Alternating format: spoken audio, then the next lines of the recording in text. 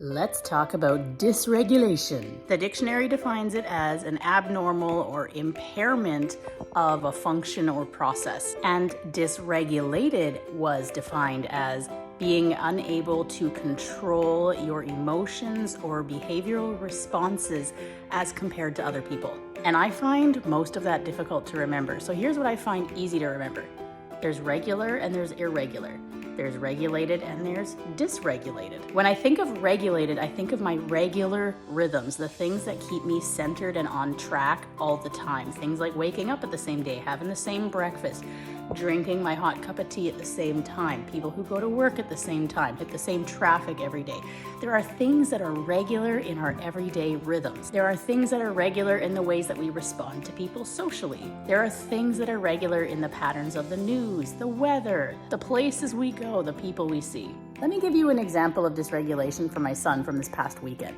So we had a day where we had two social events going on. One was early in the day, one was later in the day. And then in the evening, there was some stuff going on that was just like absolutely not about him. And in the evening before bed, he came to me and he said this, "Mom, I feel kind of funny. I'm not sure how to describe it. Usually when I feel this way, I have a really hard time going to sleep." Now, by the grace of God, I was somehow able to cue in that he was dysregulated and did not have the language for it. And I was able to recognize his pre-meltdown behavior. This was him feeling out of sorts, not knowing what to do with that. And if anything had hit him the wrong way in that moment, we would have had a complete meltdown with our son. But because he's kind of pre-teen age, I was able to sit him down and say, "Hey, listen, this is what dysregulated feels like. Today was not a regular Saturday. Nothing went the way it's supposed to, and your body is noticing that. So what is something really regular for you that you could do to help your body understand that everything's okay?" He was right away able to think of a few things. He was like, I could go play with the cats, I could read a book, I could draw, I could go blow some bubbles with my younger brother. He was able to come up with a list, even in that moment, of things that were able to help support him in getting his regulation back.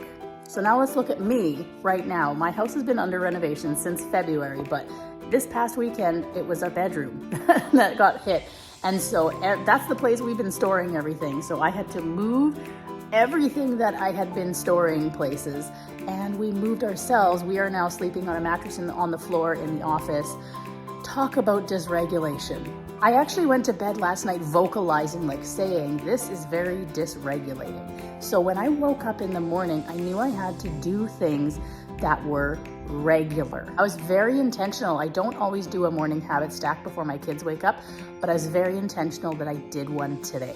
I was very intentional that I had my 3 glasses of water before anyone woke up. It's just something I like to do that keeps my system regular. Even though all our timing was off this morning, I waited until the specific time that I usually eat breakfast, and that's when I ate my breakfast. And I listened to the same type things that I usually listen to when I'm having breakfast. I was still dysregulated.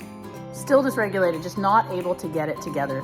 I ended up working out because I know that that helps, and that did help tremendously, but did not help all the way. So now I had to brainstorm because my system is like, if anyone says the wrong thing, I am just gonna explode on them. Like I could just tell. Here's what I did. What are some things that make me feel like everything's okay? And you know what came to mind? Food prep. Insert bright light eating journey here. I went to the garage, pulled out the 5-pound bag of carrots. Did we need carrots chopped today? No. Did I peel and chop 5 pounds of carrots? Absolutely. I also prepped some sweet potatoes that I did not need to prep. I did food prep, and it helped me feel regulated. Once I had done all of that, I had just about enough mojo that I could go do my 20 minutes of cardio. And I know this is science if you don't know this. Getting a cortisol spike from exercise actually reduces the cortisol spike you will get from emotional stressors. It trains your body where to feel stressed, and therefore you will actually feel less stressed in like emotional stressful situations. So I knew going for a run was only gonna help. And that brings me to now. I have spent the entire morning doing almost nothing but regulating myself. And that might sound like a waste, but you know what? It's not, because now I am centered, calm, regulated, I'm going to be so much more useful this afternoon. I'm going to be able to get the laundry done. I'm going to be able to be of assistance where needed with the renovations. I'm going to be level-headed, and I'm going to be present when at the end of the day, my husband is spinning in his head and not regulated, and I'll be able to help him come back down. And I'll be able to help my kids come back to center as they walk into a house that is there's more renovation things going on. So like when it comes to self-care and ADHD and regulation and all of that, this really is an oxygen mask thing, right? You know, the airplane thing, the analogy with an airplane, put on your own oxygen mask first. That applies here. If I am not regulated, how am I going to help my family regulate? How am I going to teach my ADHD children how to regulate their emotions if I am not regulated first in order to help them? So it's actually really, really important that I work on my own regulation first, and that's never a waste, it's never selfish, because once my cup is full, I have a full cup to pour from.